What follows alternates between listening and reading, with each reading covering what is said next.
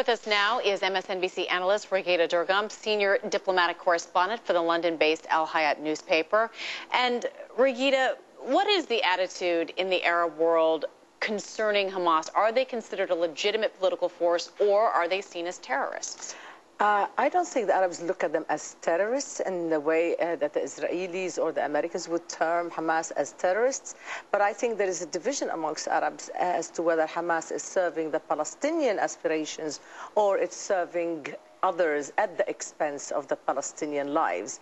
And that is why the division is now even much more rooted, because Hamas has opted for non-negotiation, yet it wants to stay in government, right, whereas the Palestinian Authority has opted for negotiation, and Hamas basically tried to overthrow this government. So it's a very convoluted situation here, because Hamas wants to be all. It wants to be the liberator, the government, the negotiator, and the armed military, resistance. right? There are also questions as to whether or not there are other political factions among the Palestinians that could take this opportunity, a weakened Hamas, militarily speaking, given the Israeli invasion, and step in and take power away from Hamas. Yes, of course, but I don't think they would take power away from Hamas in the way that the power of Hamas has manifested itself in Gaza.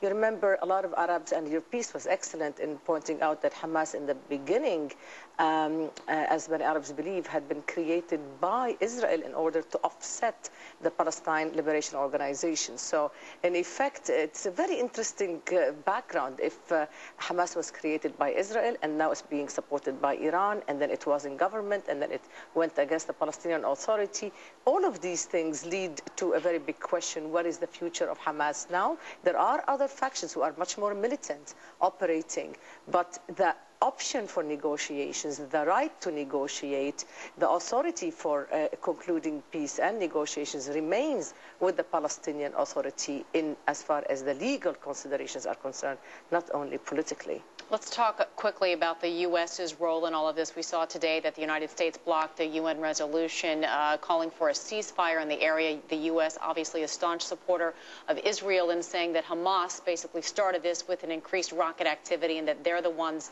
to blame for what we're seeing right now in the air and on the ground. What is the reaction in the Arab world to that?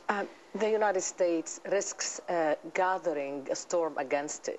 In fact, the feeling right now is that you need to stop any atrocities against Palestinians and Palestinian civilians, that is to say. And since so far a quarter of the dead, Palestinian dead in these developments are women and children, people are going to say, wait a moment, why is the United States refusing ceasefire? I understand that some are saying, well, you know, you need to weaken Hamas, otherwise you can never get to negotiations. I understand there is tacit approval of that by some Arab countries, but the fact of the matter, the United States must face the music and really deal both parties enough pressure in order to deliver on peace. It's not enough to have only a ceasefire. Regina Durgam, thanks so much. We appreciate it. Thank you. We'll stick with